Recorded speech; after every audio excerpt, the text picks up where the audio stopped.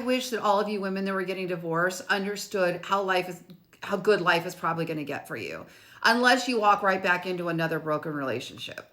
I was very, very upset when my husband told me he didn't love me anymore. This was 8 years ago.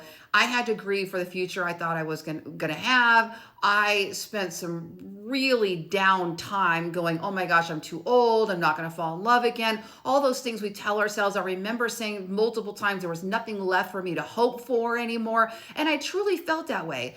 And then one day I heard a couple, Eckhart Tolle and Tony Robbins, both said something along the same lines of, you're not suffering because of the situation.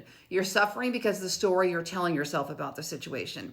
And I realized that I was grieving for a future I thought I was going to have, not for the past.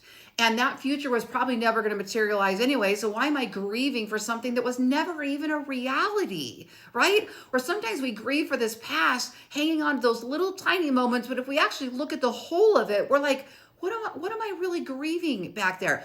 This story, it's what we're telling ourselves. Me telling myself I'm too old to find love again. You know what? The truth is now, 8 years later, I have dated and I fell in love with myself. And I realized I don't need a man to make me happy. I can go do all these wonderful things on my own, and I'm happier than I have absolutely ever been. And if I could see myself today, 8 years ago, I wouldn't shed a tear, because I would have realized how good life is about to get. But we have to get out of that victim mentality. We have to move ourselves forward by stopping that story. And that's when things are about to get really good for you.